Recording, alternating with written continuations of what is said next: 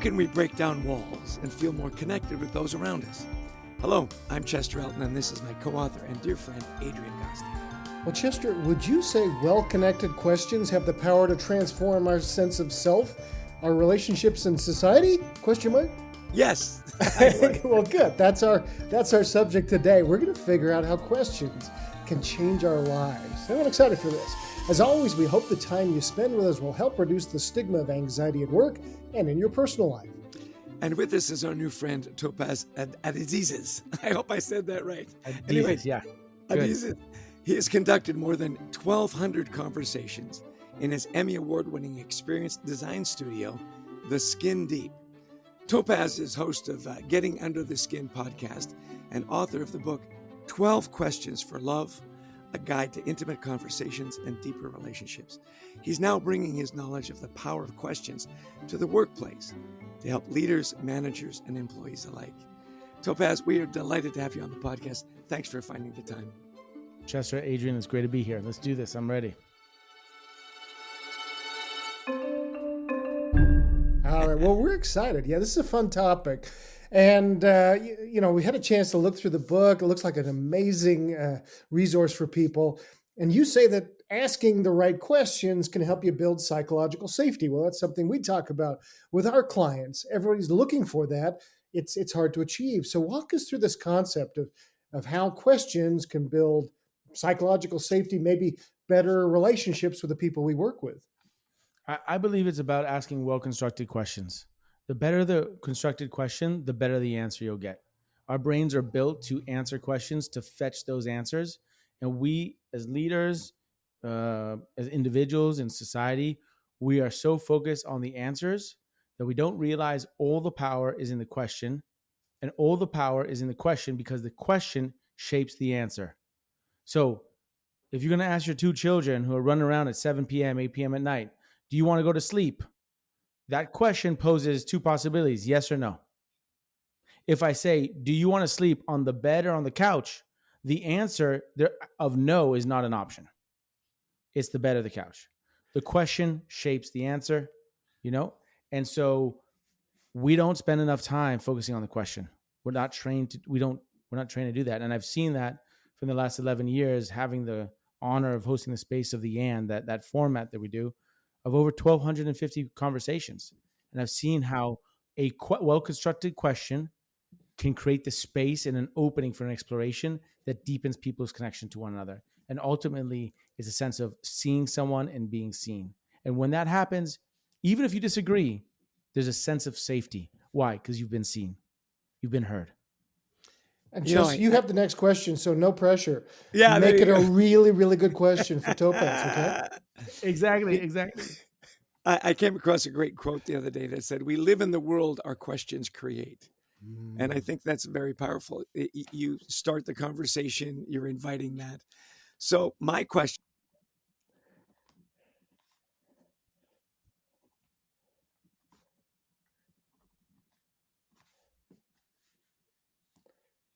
Situation. So how can we create those closer relationships when we're working so far apart? I think it's totally possible. I just think we have to be aware of the technology at hand. There's social technology, just like there is technology of using Zoom.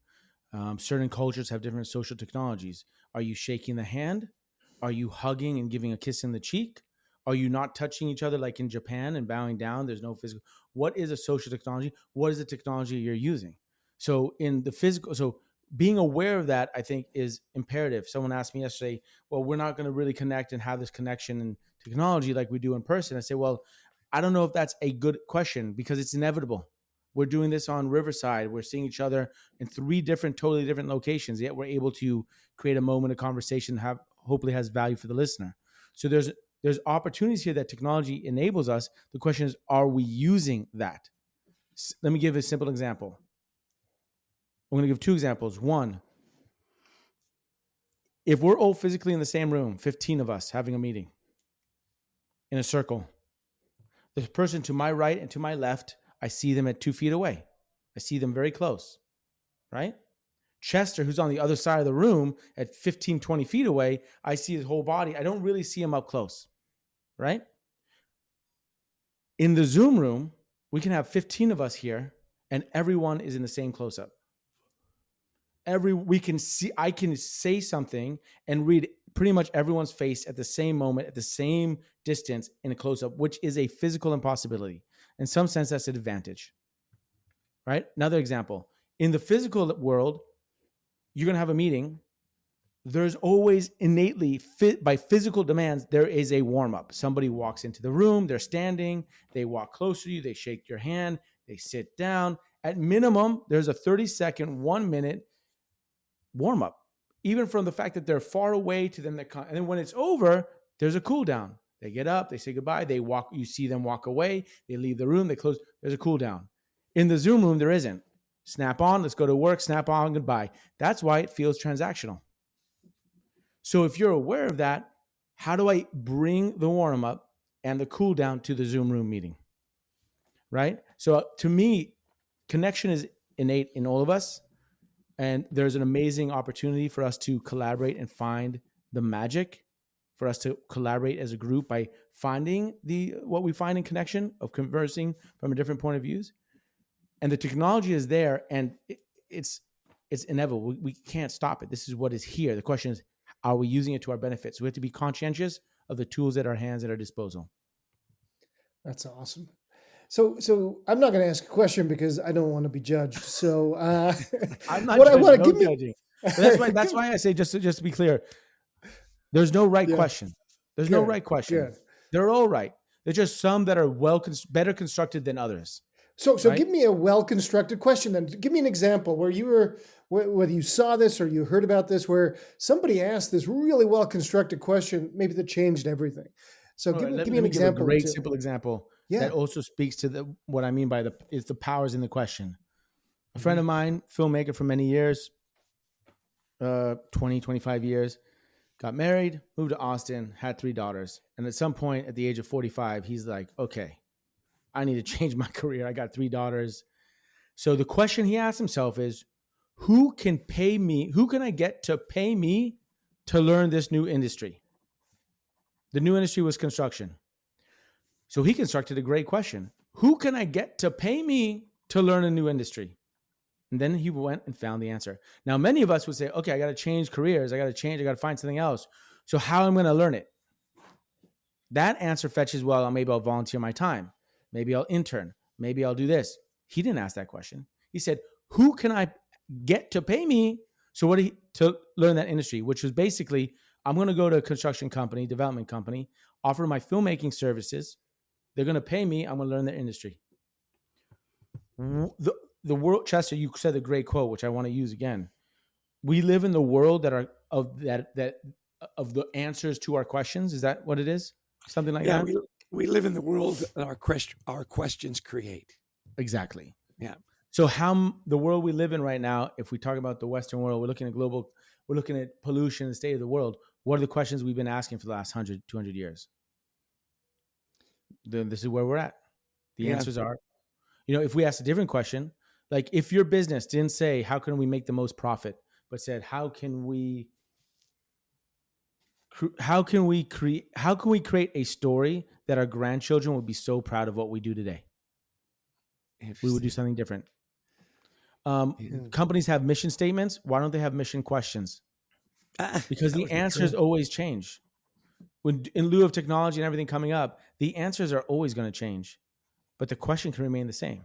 So if Xerox asked itself, not that our mission is to provide paper and Xerox facsimile for whatever it is, and said, how do we offer people easier communication?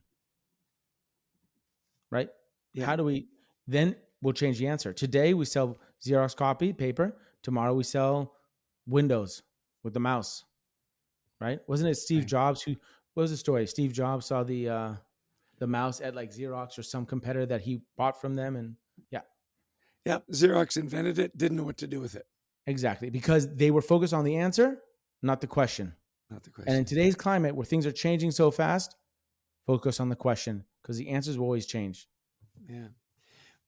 I'm really interested in the connection between questions and anxiety. How does this curiosity, because questions are curious, right? Well, how does that address mental health and foster a culture of support, asking the right questions? Asking well-constructed questions creates an opportunity to reinforce a space of safety, which is different than comfort. Don't confuse safety with comfort. Matter of fact, if you're really comfortable, you might not be safe. Why? Because maybe you're just doing the comfortable job and you're not growing it. And then you might be at threat of losing your job because you're not moving the needle enough. We want to be safe in our conversations. Absolutely. There's got to be trust. There has to be respect. There has to be the awareness that we have maybe similar values, or at least a few values that we both share and that we rely upon. But we actually want to be uncomfortable, because uncomfortable is where growth happens. If I go jump off bungee jump, in theory, I'm safe because these people have tried it many thousands of times. They've tested a bungee cord, and they've measured it, and it works. But I'm definitely uncomfortable. And what happens after that bungee jump? Wow, I've just experienced a part of my life differently, right? Same thing in a relationship, same thing at work. Having those uncomfortable conversations in a safe space, what happens? It creates a more resilient relationship. What happens then? We can weather the storm. We can take on bigger challenges. I have a great example of a friend who called me up. Their business is exploding. They're about to have the biggest year ever. It's two of them that are fundamental. They have a ton of team members that work for them and collaborate with them, but they're basically the brain. Like, it's all because of them, right? They create the experiences, the space, and the success of the company is essential that they both work together. But for the first time in 4 years, they're about to have the biggest year ever this year. And for the first time, their collaboration is a threat. Things are shifting in the relationship. And for the first time, one starts to feel a little resentful because they feel like they're carrying a little bit more of the weight. I'm sure this comes up with many co-founders, right? And many partners, not just co-founders, but anyone who is team members. So what do? The first thing you do is you don't see this as a problem. You see this as an opportunity. Why? Great. Because this challenge that we have, if we're going to keep going where we're going and have bigger projects and more success, there's going to be more pressure. There's going to be more anxiety. There's going to be more challenges. This is the practice for us to make a more resilient relationship. So number one is, don't see this as a problem. This is an opportunity. If we're going to commit to doing our mission of this job or this work or this whatever it is, then every potential conflict is an opportunity to get stronger as a team, to become more coherent as a team. So what question would you ask? What question would you have them ask each other? Oh, I gave them a list of 14 questions. I literally wrote it out because I gave them 14 questions. Two things. One, the sequence of questions is important. You're taking them on a journey. You want to start with building the trust, reminding them what brought them together. What's the special thing in you that enables the special thing in me? See how that question brings up, all right, I'm going to acknowledge now the special thing in you, and I'm going to acknowledge that thing in you enables a special thing in me. So immediately calls out and asks them the answer, is going to harp on their unique connection and the value there. What do you think is the underlying value that connects us? So yeah, they're feeling, but this is they have a little conflict or a sense of resentment. Okay, what is the thing that connects us? So you start there by building on the trust in the past. You start leaning into conflict. Then you get to the peak, which is the climax, which is like the most vulnerable question. In an intimate relationship, that question would be, what's the pain in me you wish you could heal? To ask your spouse or your best friend, right? You build up. In a work relationship, that thing could be, I haven't thought of this exact. What did I write for them? I should look it up. I'll tell you right now. I'll find it. Well, Brent's editing this, right? So it's okay. He can cut this up. Let me get this. Here you go. It goes up, getting into the conflict is, what do you feel is currently our biggest challenge? And what do you think it is teaching us? And here you go. Here we go even more. We started. So that's one. What's a sacrifice? What's a sacrifice you think you've made that you feel hasn't been acknowledged as of yet? And why do you think that may be? Now pay attention to that question. It's constructed in a really interesting way. What's a sacrifice you think you've made? So it's not what is a sacrifice you've made. Because maybe you say, I've sacrificed this. I'm like, wait. You didn't really sacrifice that. No. What's the sacrifice you think you've made or you feel you've made? Because I can't argue with that about that, right? And then it goes, and that you feel, again, maybe I have acknowledged it, but you feel it hasn't been acknowledged. So you think you feel it's subjective. You feel it hasn't been acknowledged as of yet. Still opportunity for it to open up, right? And why do you think that may be? That puts the person who's answering it into my shoes, or the person who's asking it, so that there's a sense of empathy there. Listen, I worked my ass off for the last 25 years. I did this and that, my children, and I don't feel it's been acknowledged as of yet. And the reason I think it hasn't is because, look, frankly, you were going through that divorce and you had, that's why I think, or maybe you were overwhelmed with this, or, I mean, maybe if truly you're just a narcissistic prick and I don't want to work with you tomorrow. Okay, well, that's the end of that conversation. Yeah. But hopefully it's not, right? But what I'm saying is that the question shapes the answer, and there's many opportunities there to go deep in a way that is safe yet uncomfortable. The question gives an opportunity to, even though we go uncomfortable, we can reinforce the safety that's there because we're being honest with each other, because the question shapes the space to explore that. Is that helpful? Very. That's very helpful, Topaz. This has been excellent. How do people learn more about your work? Where would you send them? Websites or of course, the book, again, is the 12 Questions for Love. Tell people where to find you. So we have some products for the workplace. We have a team building edition, 200 questions for this space, talking about anxiety as a leader. You're wondering, all right, what's a good question to ask to kick off this meeting to create the space? I have 200 questions for you. Team building. I also have coworkers. Go to skindeep.com and you'll see a bundle that's for team building coworkers for the office space. That's one. On social, we're the Skin Deep. Well, I think you've given us more than enough questions to get us started. I love these questions. I mean, as partnerships, but also, just as team members. I think these are excellent.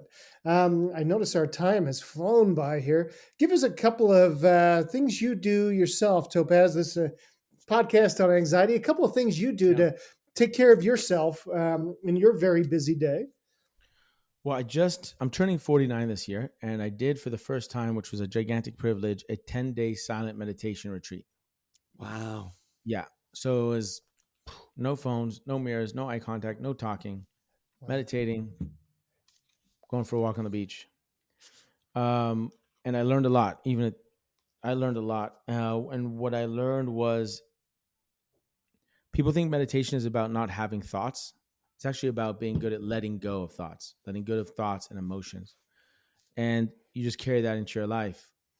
Something comes up you had the last conversation that I listened to, which was about pressure. And pressure happens, and then you're going to get snippy or you're going to react a certain way.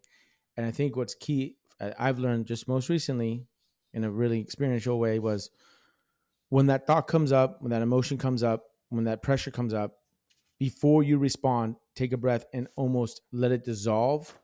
Let it dissolve in the way that the wave crashes against the beach and then dissolves back into the ocean. Just see that in your eye. Let it dissolve. And what you're dissolving is your emotional connection to whatever that reaction, whatever that trigger is, and then respond from that space. That helps a lot. It's not easy, not at all. I mean, I'm not a pro at it, but that's been the journey I've had for the last 2 weeks, most directly. Excellent. So, one or two things that you want people to take away from this conversation. If I were to ask you that, what would you answer? Don't look for the answers. Seek better questions. Seek better questions. Excellent. And if you want to know how to construct better questions, it's in the book. or we have digital toolkits we offer for free. We have obviously blogs, but there is a science to building better questions.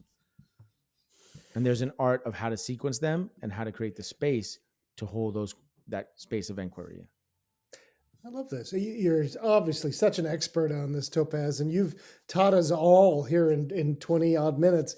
The book, again, 12 Questions for Love, a guide to intimate conversations and deeper relationships, and lots of tools online to help your organization as well for anybody who's in business listening to this. So thanks, Topaz, for being with us today. We've learned a lot, and it was a lot of fun. Thank you, Adrian. Thank you, Chester. So lots of practical advice, this idea of asking the right questions in the right sequence. really fascinating. What were your takeaways, Adrian? Just that, there was so much that I took down there, really.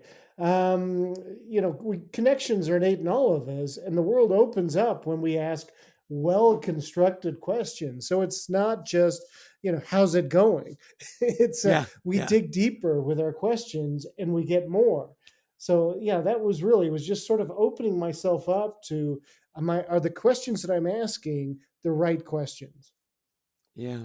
And we ask so many stupid questions. I wish we'd had a little more time to get into that. Yeah. Like, Yeah. what were you thinking? How could you be so stupid? I mean, we Yeah. said, these horrible questions that we asked that increase anxiety, right? I liked his idea of social tech, Mhm. the Yeah. idea that if Yeah. we're in a room, but somebody's across the room, we're actually closer in a Zoom Yeah. call than we Yeah. are when we're together. I thought that was a wonderful take And on giving being ourselves a able few to, minutes to be chatty, even, because we don't. We got to, okay, let's get working. Yeah. yeah, the warm up, the cool down was Yeah. one of my great questions.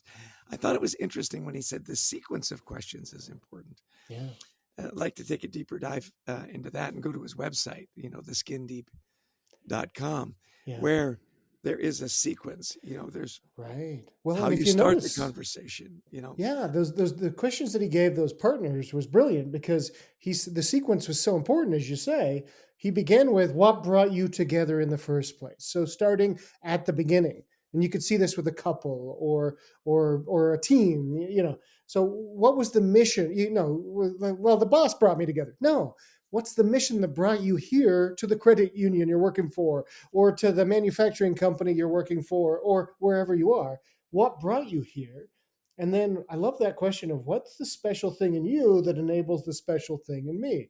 And I mean, you and I have been partners forever. I mean, you're the idea guy, and I'm the guy that goes, okay, well, let me start playing with it. And we have this magic goes back and forth. You have more ideas than I'll ever have. I'm think a little bit more of the, okay, well, let me see if I can work. And that brings out the best in each other, right? Yeah, That's such complementary skills. Yeah. exactly, but it's such a good progression of questions. I really like the question when he said, what is this teaching us? Yeah. He had his friend that was going to change careers. And Yeah. who can I get to pay me to learn a new industry? I thought it was such a great question. Yeah. Yeah. This Yeah. idea too, the reflection question, what is this Yeah. teaching us? What are we learning through the process is a powerful question. I think real learning takes place when you take time to reflect. Yeah, because he And, said, and, yeah, and there's no problems. It's just an opportunity. And we've learned this from many of our clients that are really innovative companies, and they don't say, oh, we've made a mistake. No, hey, we get to learn something, and they get excited about it. It's yeah, just a different way of thinking, and I love that. Yeah, what's the biggest challenge right now, and what is it teaching us? Yeah, right. that was great. One of my favorite things he said was, companies have mission statements. Why don't they have mission questions? I thought that was brilliant. That is, yeah. What's our mission question? I thought of you when he said this, though, is that what is the sacrifice that I've made that hasn't been acknowledged yet? This is gratitude, right? Questions can bring out what do you want to feel appreciated for that has not been acknowledged. I think that's really a powerful. Questions can bring out things that people want to feel appreciated for. Exactly. It's so funny too when I think of people that we probably don't acknowledge Oh my enough. gosh, yes, I know where you're going. Yeah. Yeah, our brilliant producer, Brent Klein. I mean, does he really know how much we appreciate how he takes this mess that we give him every week and crafts it into, this masterpiece? Brent Klein, we appreciate you, man. Don't ever think we don't. And of course, Christy Lawrence. Yeah, helps get all these great guests and amazing people that impart all their knowledge. And of course, all of you that listen in and give us your time. If you like the podcast, please share it. We'd love to have you visit thecultureworks.com, our website, for free resources and things that can help your team and your culture thrive. What else would you add, Adrian? Well, we love speaking to audiences around the world, virtually or in person. We talk on culture, leadership, leading through uncertain times, resilience. So give us a call. We'd love to talk to you about your event. And of course, pick up the book, Anxiety at Work. That best-selling book is available wherever good books are sold. Jess, why don't you close us out today? I never do this. I don't know how to do this. I think it's something about, thanks for your time. We sure appreciate you. And we wish you the best of mental health. Yeah, I think I got it.